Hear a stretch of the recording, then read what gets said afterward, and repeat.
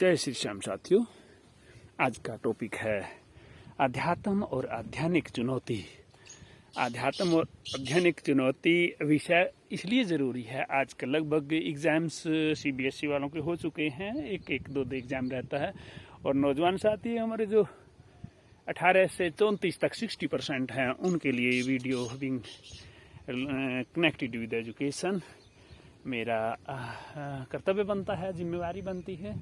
तो अध्यात्म और अध्ययन एक चुनौती, यानी कि अध्यात्म और जो स्टडी का गहरा रिश्ता है उसको मैं थोड़ा एक्सप्लेन करूंगा और उससे ज़रूर बेनिफिट होगा अगर आप उसको वीडियो को लास्ट तक देखेंगे, पूरा समझेंगे।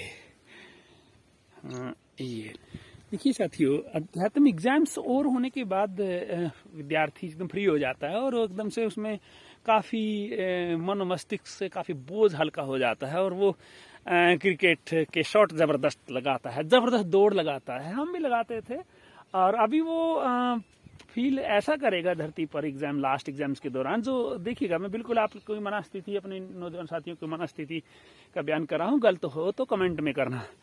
तो ऐसा लगेगा जैसे पहाड़ पर जाते हैं, ऊंची पहाड़ी पर हल्का हल्का महसूस करते हैं, ऐसा हल्का महसूस करता है। और बच्चा, खास तौर पे जो खूब पढ़ाकू बच्चे होते हैं, पढ़ाकू बच्चों के लिए बात कर रहा हूँ, जो चाहे बेटियां हैं चाहे बेटे हैं, तो वो एकदम से हल्का और उसके बाद खेल में जबरदस्त शॉट लगाते हैं वो लोग।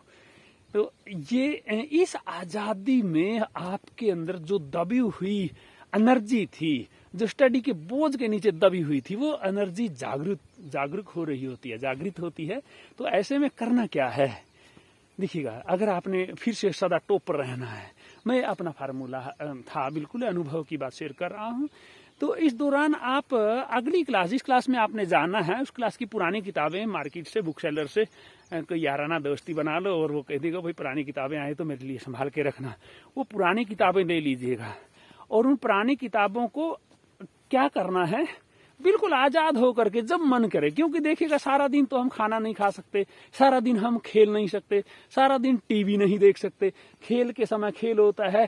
लेकिन क्योंकि आप लोग पढ़ाई कर रहे हैं, आप स्टूडेंट या विद्यार्थी, और आपको 24 घंटे में कुछ समय तो पढ़ाई की याद आएगी आपको। रात को 2-2 बजे तक जो स्टडी किया होता है, रातों को 11-11 बजे तक जब अपने physics, chemistry, economics, business studies और आर्ट्स और हिस्ट्री के कंसेप्ट पढ़ रहे होते हैं अलग अलग फैकल्टीज के विद्यार्थी, तो वो 24 घंटे में एक भूख पनपती है, क्योंकि रोज पढ़ रहे होते थे दिन रात करके बेटे बेटियां जो है। अब उनको आज़ाद होने पर खेलेंगे, क्रिकेट खेले, पूरा थक जाएंगे, खाना खाया ठीक है, टीवी देखा, उसके बाद कहीं ना कहीं आपके अंतरात्मा में जो अध्यात्म से रिलेटेड है उसमें आएगा, यार हम पढ़ाई करते थे, अब फ्री हो गए हैं। खुशी तो है, लेकिन उस जो एनर्जी है, जो भूख है, वो चाहे वो 15 मिनट की है चाहे 20 मिनट की है, उसका सदुपयोग करना है। और उसका प्रयोग कैसे करना है, आप पुरानी किताबें ले लीजिएगा और इन किताबों की स्टडी, कुछ भी समझ में नहीं आया, डजेंट मैटर, हमारे टीचर भी कहते कुछ समझ में नहीं आता। मान लीजिए अगली क्लास का कोई 10वीं के बाद बच्चा फिजिक्स ले रहा है, 11वीं में कुछ भी पढ़ले नहीं पड़ेगा, नो प्रॉब्लम, कोशिश कीजिए, कम से कम लिटरली तो आप उनको पढ़ सकते हैं। और उसके लिए करना क्या होता है, जो बिल्कुल प्लान है, बिल्कुल बैठ जाता हूँ यहाँ गहरी घास में बैठ जाता हूँ।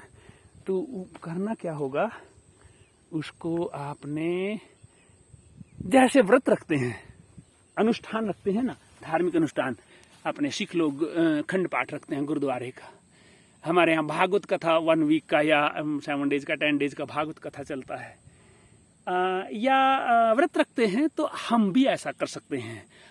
अगर आपने मैंने 3 पॉइंट एक वीडियो में बताए थे, बुलंद इरादा, सतत प्रयास, लक्ष्य सामने। बुलंद इरादा, सतत प्रयास, लक्ष्य सामने के टारगेट को ध्यान रखते हैं, यानी कि अपना इरादा मजबूत है, भाई स्टडी तो हमारे ऐसे ऐसे चलेगी, चाहे हिस्ट्री है, चाहे फिजिक्स है, चाहे केमिस्ट्री है, इशारों पर दौड़ेगी आगे, है ना। तो उसके लिए ज़्यादा माथापच्ची नहीं पड़ेगी, टीचर लोग बताएगा और हमारे पल्ले सब कुछ समझ में आ जाएगा और रटने का जरूरत नहीं पड़ेगा। ऐसे ही उन चीज़ों का ध्यान रखते हुए संकल्प लीजिएगा कि 1 सप्ताह के लिए, क्योंकि आपके पास 1.5-2 महीने बाकी हैं, रिजल्ट तो जाकर के कहीं जुलाई में या जून के लास्ट में आएगा, कईयों का मई में 20 मई के आसपास आएगा, फिर भी मार्च अप्रैल और आधा मई 2 महीने पड़ा है। तो इस 2 महीने का बेस्ट उपयोग आप 2 महीने में से 1 सप्ताह ले लीजिएगा। 1 सप्ताह संकल्प लीजिएगा, जिस भी देवता को मानते हैं, आप भगवान को मानते हैं, वाहिगुरु को मानते हैं, अल्लाह को मानते हैं, पीर को मानते हैं, हनुमान जी को मानते हैं, उसके सामने खड़े होकर के से प्रभु मुझे शक्ति देना, मैं 1 सप्ताह के लिए व्रत रख रहा हूँ कि पाठ करूंगा। पाठ कैसा करूंगा? अपनी किताबों का, जो क्लास में जा रहे हैं उस क्लास की सभी बुक्स का पाठ करना है। देखिएगा, जब पाठ करते हैं भागवत कथा की सारी बातें सबको थोड़ी ना पल्ले पड़ती हैं। कल मैंने एक भागवत कथा में देखा, आधी दुनिया सो रही थी, मेरे को भी आंखें बंद हो रही थी क्योंकि ऐसे गहन ध्यान था। तो उसमें डजेंट मैटर, कोई फर्क नहीं पड़ता कि आपके पल्ले पड़ता है कि नहीं, लेकिन संकल्प रखिएगा कि 1 सप्ताह तक वो किताबें मैंने पढ़नी हैं। वो किताबें चाहे वो हिस्ट्री की है, चाहे हिंदी का लिटरेचर है, चाहे अंग्रेजी की बुक है, चाहे वो फिजिक्स का है या केमिस्ट्री का है, या आप इकोनॉमिक्स का है, बिजनेस स्टडी है, अकाउंटेंसी है। तो 1 वीक के लिए आपने संकल्पित हो करके दिन रात सोना, खाना और पढ़ना, बिल्कुल एक संकल्प चेकिंग करा। खुद की आत्म बल चेक करने का तरीका होता है। चैलेंज, मैंने इसका टाइटल का नाम रखा है चैलेंज, एक चुनौती, एक चैलेंज।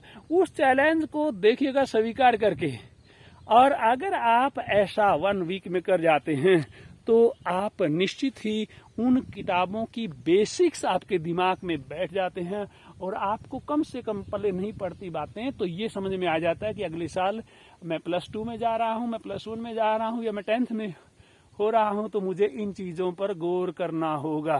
और वो चीज़ें जब गुरु के सामने, टीचर के सामने उसकी ब्लैक बोर्ड या ग्रीन बोर्ड या व्हाइट बोर्ड पर जब एक्सप्लेन हो रही होंगी, तो आपको एकदम से वो सब याद आ जाएंगी। वो आध्यात्म वहाँ आपका शक्ति देगा। तो आध्यात्मिक ऊर्जा में बड़ी पावर है। आध्यात्मिक विश्वास जब हम करते हैं ना कि हम इस मुख पहाड़ पे, हम 49 किलोमीटर की पहाड़ पे अमरनाथ बर्फानी गुफा में जा रहे हैं, उछलते कूदते जा रहे हैं, नाचते कूदते जा रहे हैं, ऐसी स्टडी में भी नाचते कूदते स्टडी को आसान, बिल्कुल बड़े बड़े कंसेप्ट आपके आगे ऐसे दौड़ेंगे, बिल्कुल चकाचक दौड़ेंगे। ये मैं अपने अनुभव की बात कह रहा हूँ। मुझे एक पुराना स्टूडेंट मिला, वो स्टूडेंट बता रहा था, सोचिए आप 93 की 1993 की बात है। 1993 में मेरी आदत थी, मैं इधर ही खेतों में जामुन के पेड़ पर एक ओरेंगुटन टाइप घोंसला बना लेता था, अच्छी सी ठंडी ठंडी छाया में, और उसमें पराली वगैरह डाल के ऊपर दरी वगैरह बिछा करके, और संकल्प लेता था कि आज जब तक ये 3 पोइट्री, इन पोएम्स की समरी याद नहीं हो जाती, लिख नहीं लेता, तो इस जामुन से नीचे नहीं उतरेंगे। तो वो ऊपर बना लेते थे ऐसा। तो +2 कॉलेज में ही होती थी, 11वीं 12वीं उस टाइम में। तो मेरे सर भी बताते हैं, प्रोफेसर भान सिंह जी अक्सर जो है, मुझे वो चीज़ याद नहीं थी इतना। तो उन्होंने बताया कि जो मैंने एडमिशन लेता था BA के दौरान, BA में जब +2 करने के बाद, तो उससे पहले मैंने अपने टीचर के सामने रजिस्टर रख दिया था, सर मैंने ये सारी पोइट्री, 15 पोएम्स थी, 15 पोएम्स की समरी, और सभी जो मेन बुक है और सप्लीमेंट्री बुक है, सभी के ऐसे टाइप क्वेश्चन, सभी लेसन से एक एक ऐसे टाइप क्वेश्चन लिख करके, और वो टीचर के सामने रख दिया था, सर इनको चेक कर दीजिएगा, उसके बाद एडमिशन लेना है। अंग्रेजी विषय की बात है, इंग्लिश सब्जेक्ट की। और इंग्लिश सब्जेक्ट में उसमें मेरी उस टाइम में कैपेसिटी देखिएगा, कुछ लोग कहते हैं रटना, ये अरे रटना बेटा कुछ नहीं, आपका दिमाग कैच कर लेता है, जो रट के करिएगा, समझ के कीजिएगा, कैसे भी कीजिएगा, है ना। 15 पेजेस को मैं हुबहू उतार सकता था, मतलब इतनी कैपेसिटी थी। हाँ, कुछ लोग अभी कहेंगे, क्योंकि मैंने गहनता से स्टडी किया है, कि कुछ लोग कहते हैं समझना, रटना, जब आप उसको कोशिश करते हैं, चाहे रट करके करते हैं, वो समझ में आ ही जाता है, वो चीज़ें समझ में आ ही जाती हैं। लेकिन आप कहेंगे समझ में आएगा तब जा करके, नो, आप यू ट्राई योर बेस्ट। आपका जो तरीका है वो सबसे सर्वश्रेष्ठ है सीखने का तरीका। हाँ, टीचर्स लोग जो बताते हैं उसका अनुसरण जरूर कीजिएगा, और जितना मॉडिफाई कर सकते हैं, जिसको बेहतर कर सकते हैं, उतना कीजिएगा। और ये आज इतना ही कि आप 1 वीक या 10 दिन का, कि आज इतनी डेट है, इस डेट से इस डेट तक मैं जो है अपना पूरा संकल्प लेकर के अपनी नई किताबें जो अगले सत्र की हैं किताबें ला करके, पुरानी किताबें नई तो थोड़ा महंगी पड़ती हैं, कई बार फिर हमें डबल खरीदना पड़ता है, इतना पैसा पेरेंट्स नहीं दे पाते हैं। तो कोई बुक सेलर से मिलिएगा, उनसे बोलिएगा भैया आप पूरी पुरानी किताब पढ़ी हो इस विषय की, +2 में हुए हैं तो +2 की, अगर ग्रेजुएशन में हुए +2 हो गया तो ग्रेजुएशन में जो भी आपके टॉप सब्जेक्ट्स हैं उनसे रिलेटेड बुक्स जो है उपलब्ध कराइएगा। और मम्मी पापा जो भी बुजुर्ग लोग सुन रहे हैं वो अपने बच्चों को ऐसा करके देखिएगा। कुछ लोग कहते हैं बर्डन, अरे बर्डन नहीं होता, जो देखेगा, एक तो कबड्डी खेलना है, एक तो मैं और आप कबड्डी खेलेंगे, एक उंगली टूट जाएगी, कोई कैच नहीं करेंगे, लेकिन जब ग्राउंड में होंगे, जब लंगोट बांधा होगा और डोलों में तेल लगा होगा और लोगों की तालियां बज रही होंगी, किलकारियां लग रही होंगी, तो वो काम खटाखट कर देता है, जबरदस्त परफॉर्म करता है कोई भी खिलाड़ी। ऐसी स्टडी का है। अब बच्चा आज़ाद है, उसको खुशी खुशी बेटा चलो आज पार्टी करके आते हैं, समोसा खा के आते हैं या कहीं बड़ा खाना लेके आते हैं किसी होटल में, और आते वक्त किताब वाला जो बुक सेलर वाला अंकल है ना, उसके यहाँ से पुरानी किताबें उठा लाएंगे, फिर उनको भी देख लेंगे। तो ऐसा मनोरंजक तरीके